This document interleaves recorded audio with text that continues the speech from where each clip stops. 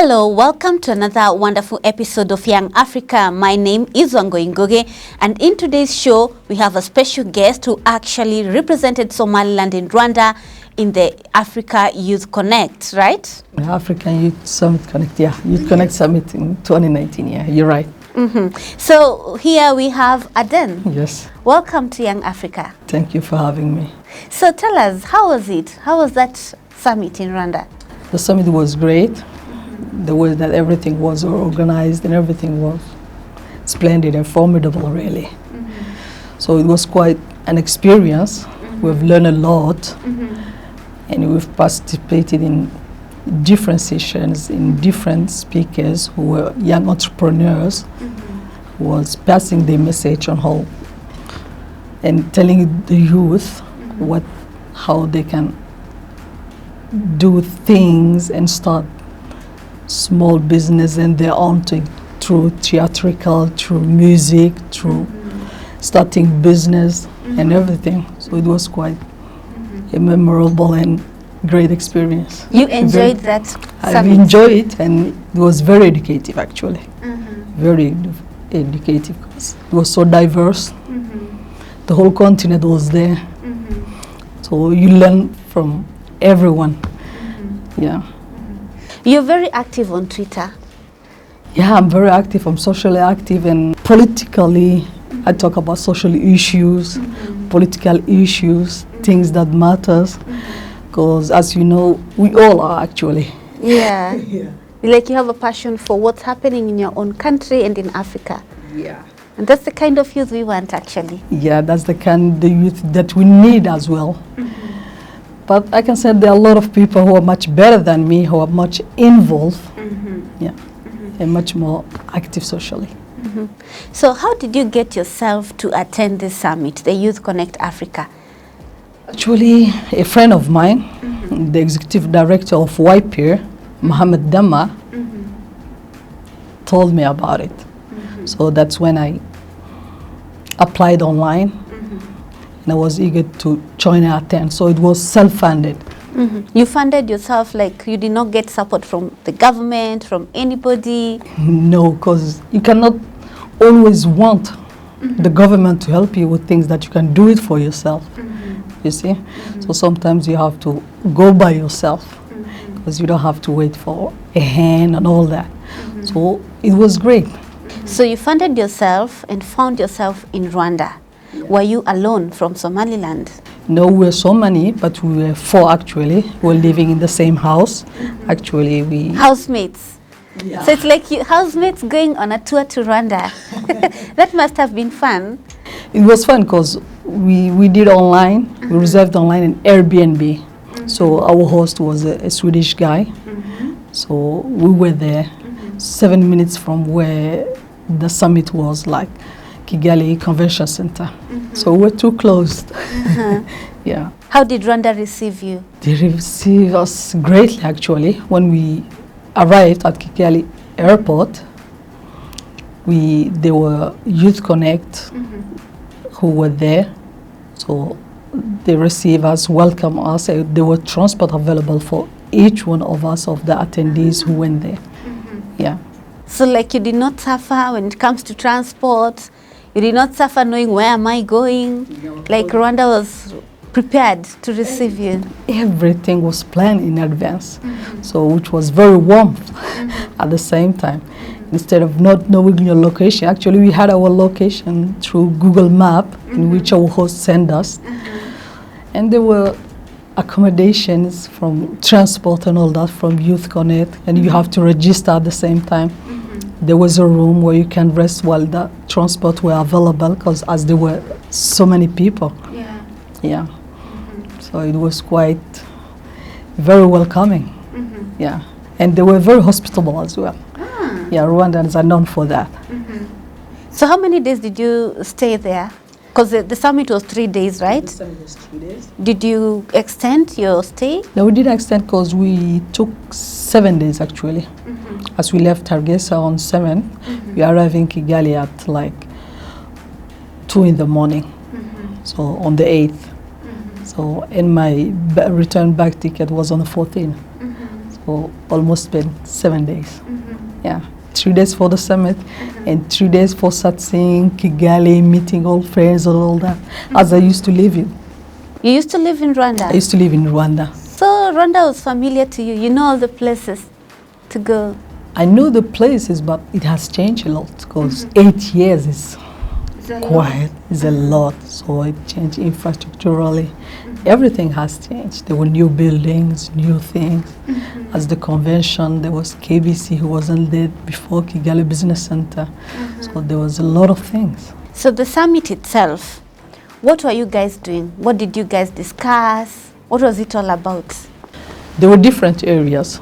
So one of the main things, the one that I attended, because there were so many things, because there was Didier Drogba, and the Didier food Drogba was there. Oh. He had a session talking to the youth and all that. There were other prominent speakers as well, like Her Excellency Madam Janet Kagame, the First Lady was there as well.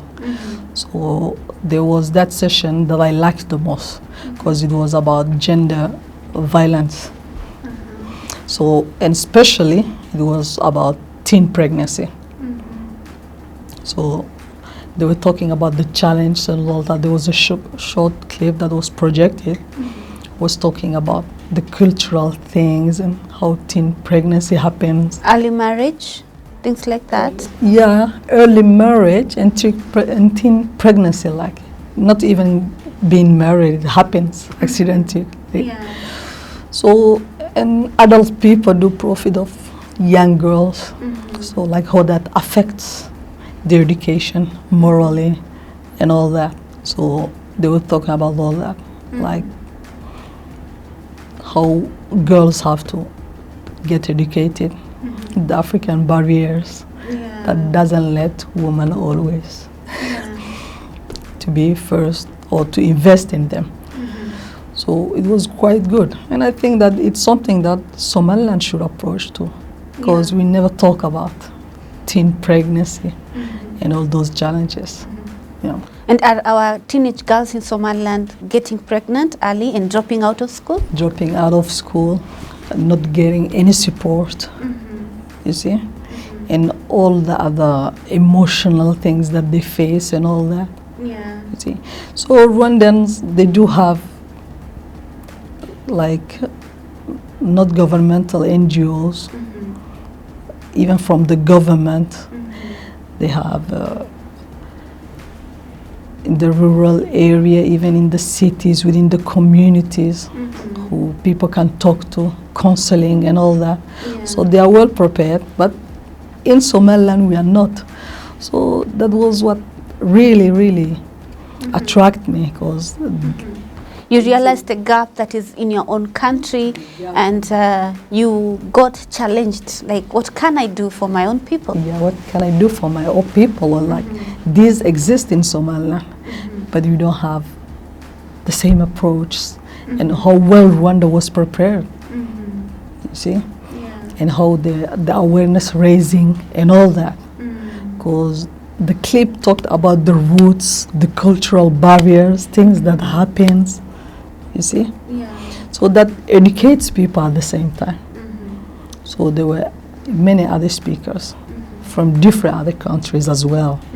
We're talking about their experience. Yeah, there were like a small sketch, written things that some other youth was talking about the same subject. So. Yeah. Did you get a chance to deliver a speech or talk in that summit? No, I didn't, because I was there as a delegate. And one of the main things that I attended was like to see what is it like first, because I didn't have quite an idea about it, and I didn't know it before as well. It was my friend Muhammad Dama who told me about it. So what I have read it on website and all that, and when you are on place, you get different scopes. You see. Yeah.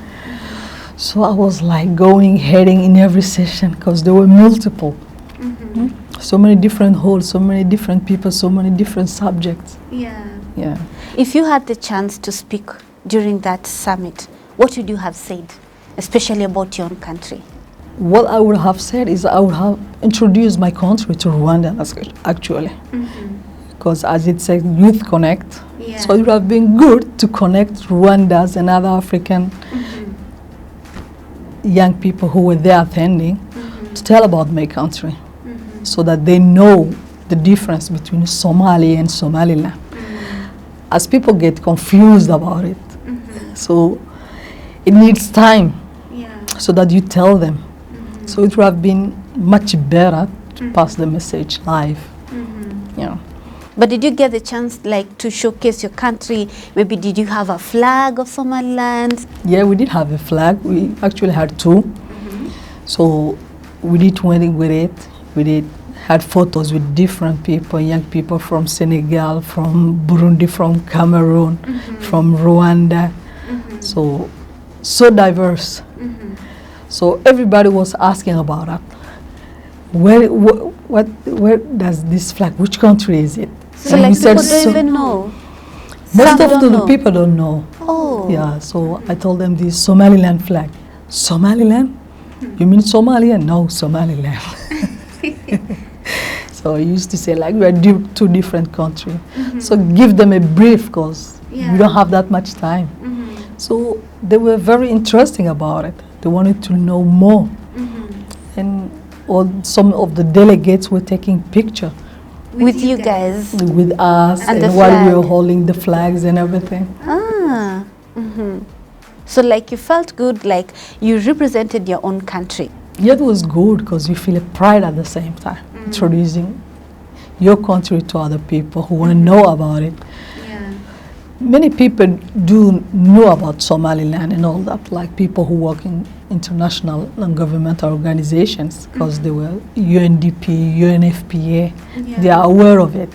You see, missionaries and all that. But when it comes that the youth that attended the country, some may have heard of it, but most of them were not. Yeah. Now, when you came back here, how did the people react, especially on social media, having attended this summit? Did the government notice you for this? Or what did you gain from it? Well, first, like, we didn't want to gain anything about it because it was a patriotic act. Because as we self-funded ourselves to attend the summit, it came from us to show our flags, our colors, and tell people about it.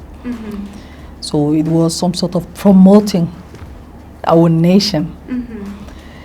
And through social media, people and the youth actually were so excited about it. They were so proud. They did like it, how we were visible in there, how we were like interacting with that. They appreciated and they loved it. Especially Zuhur, who had the chance to ask the question, His Excellency Paul Kagame, which was quite something. It made a fuss on social media and all that. Yeah.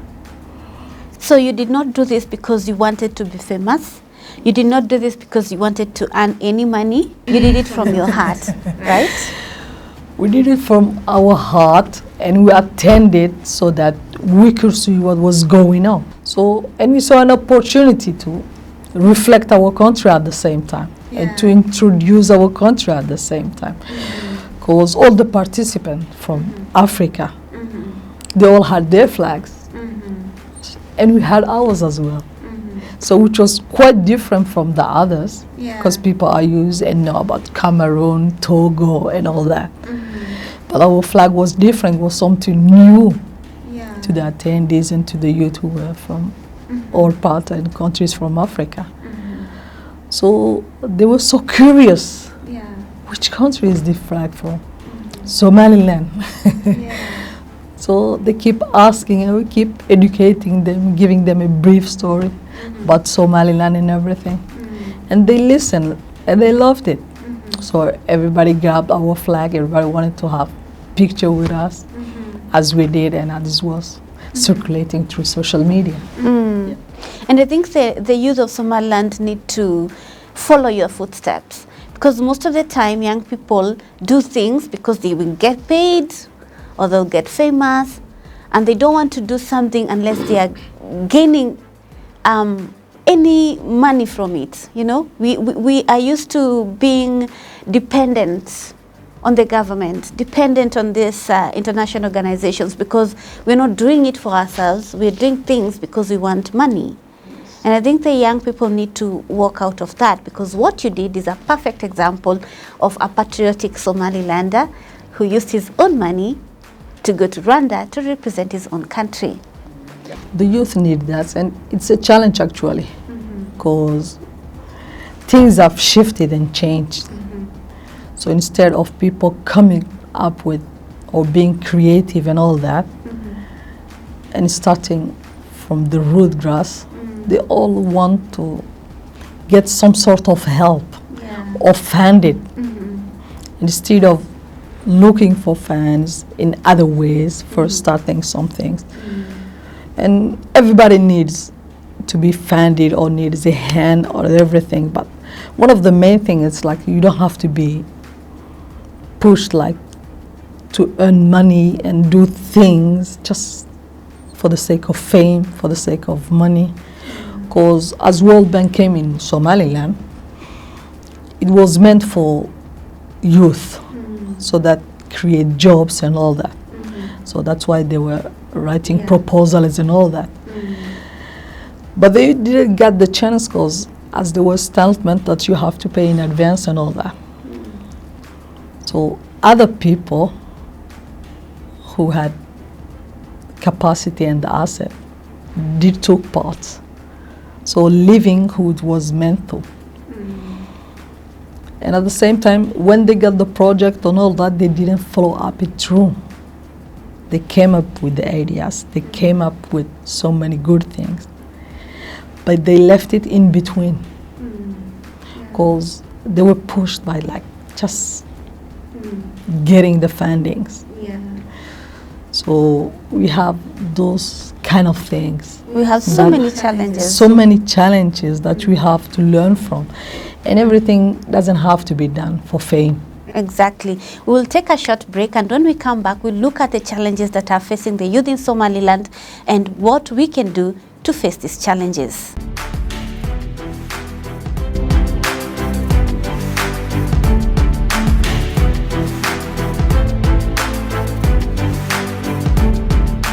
Welcome back to Young Africa with me, Wangui Ngugi, and my special guest, Adan, who attended the Young Africa Connect Summit in Rwanda. And he has told us so many things about what he learned at the summit and how he got the opportunity to represent his own country. Welcome back to the show. Thank you. So, moving on. There are so many opportunities for young people, but young people, especially in Somaliland, are not grabbing these opportunities. Yeah, they're waiting for opportunity to come knocking at their door. What can you tell the young people of Somaliland? We don't have always to sit back.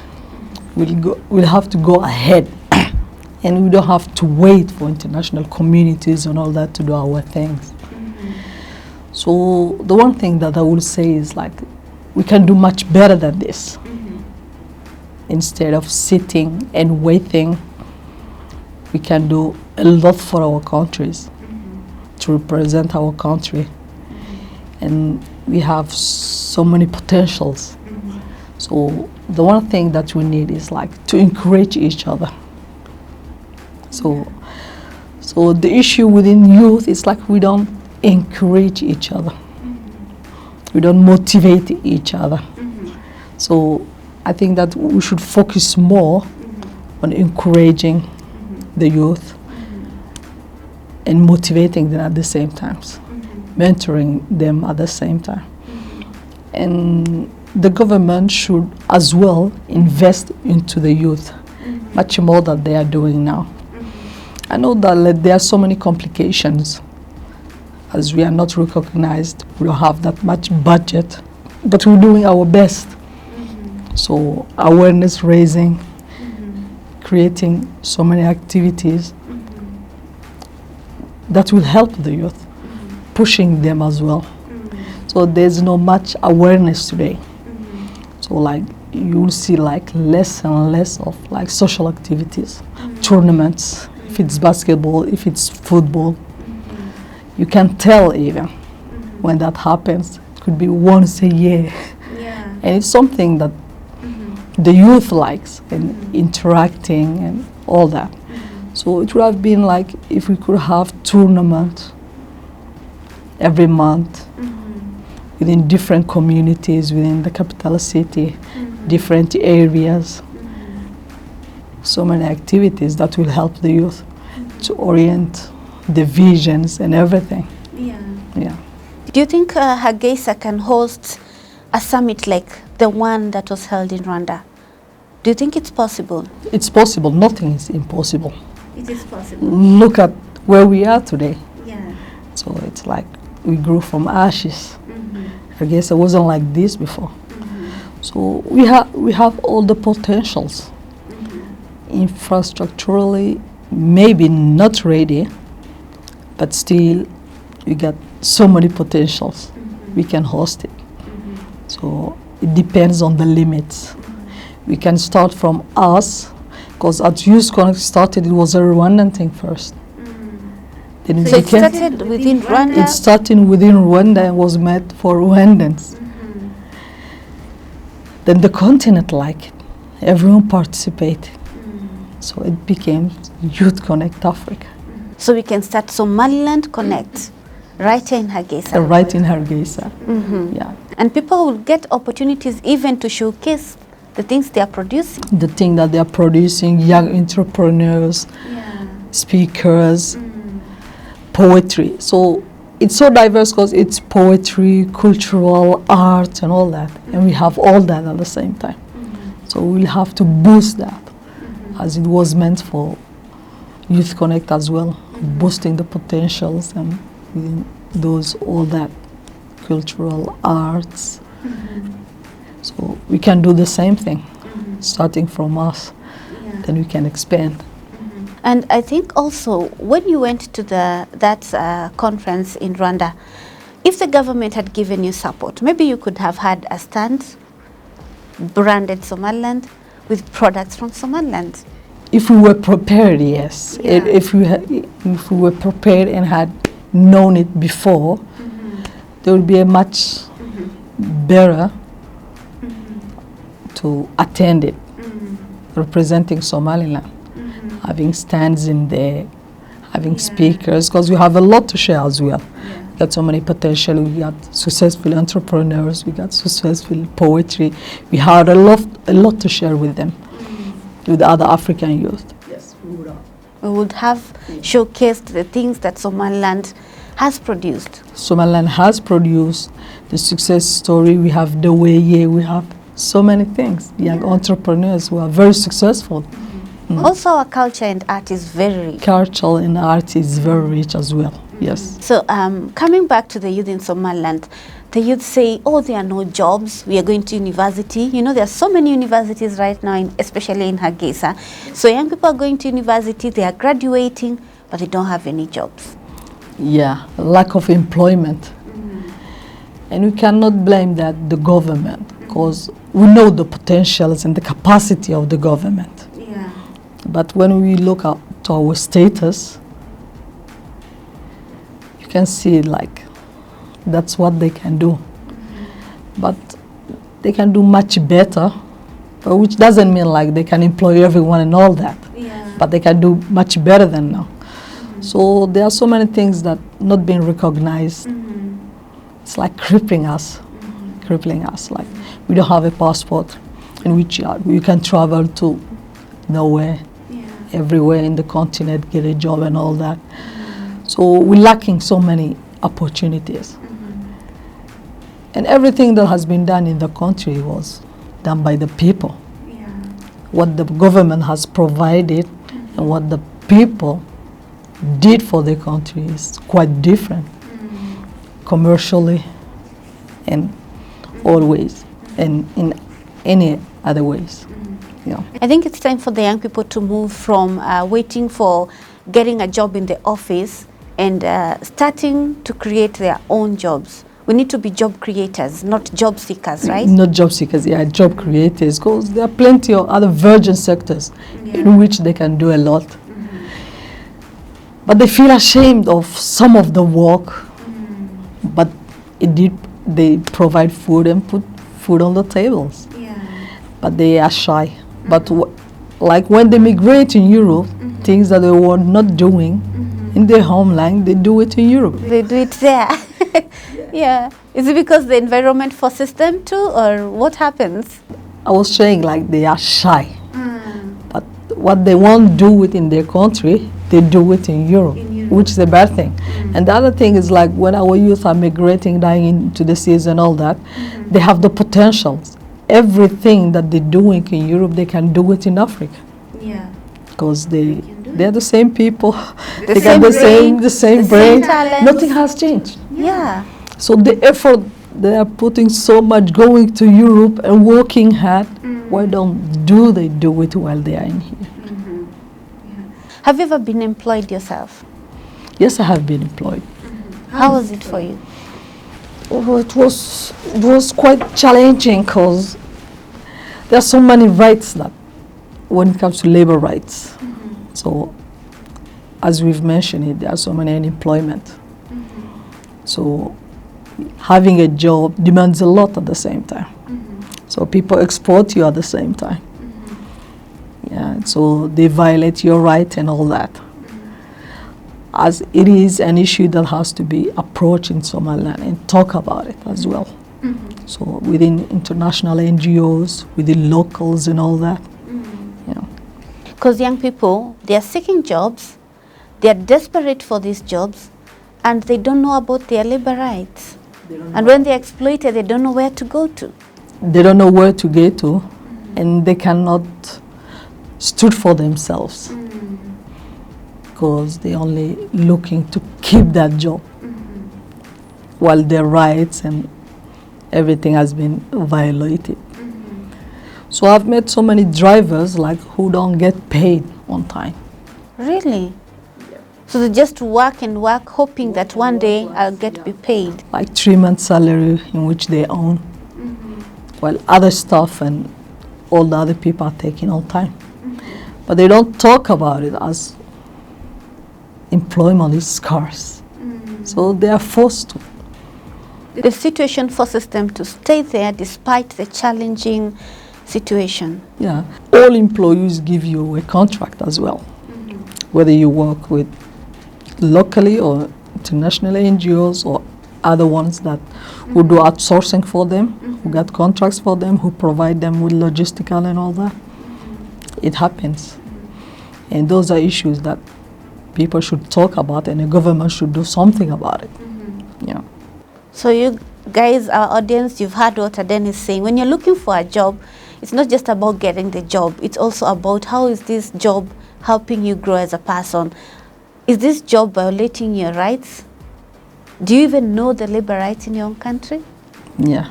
All those things has to be approached and talk about. Yeah. So as a youth delegate, what plans do you have? Like, do you plan to represent your country in future conferences? Or do you plan to start something here in Hargeisa for your fellow young people?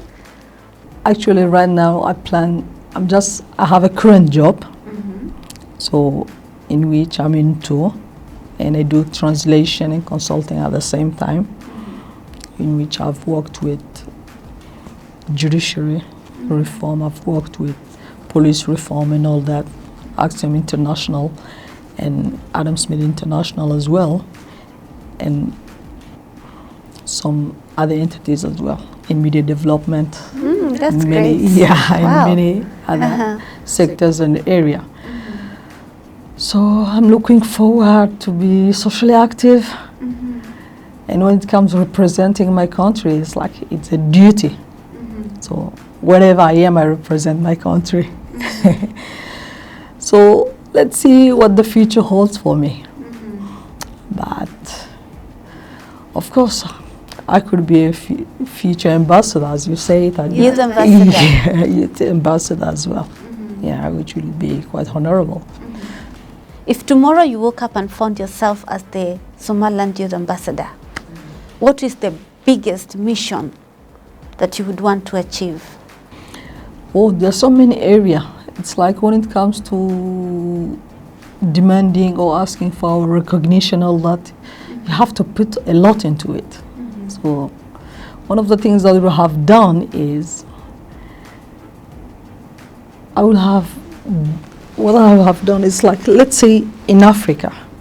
So when you want the world to see your country or recognize it, there are so many ways and approach you can do it. International laws and all that, but there are other sectors, other ways, like doing some concerts, events, not only in Somaliland, in Africa, like in Rwanda. Yeah. Organizing events where you invite, promoting your country at the same time.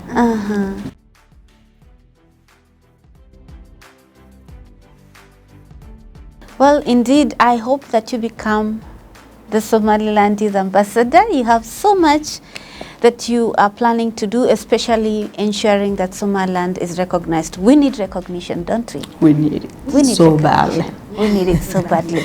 Well, thank you for representing the youth, especially in Rwanda. I'm sure you made a lot of friends and got lots of contacts. And I hope that we will see great things coming from you. Yeah, we will, inshallah. So, thank you so much for watching Young Africa. That's the end of our show. Have a lovely day.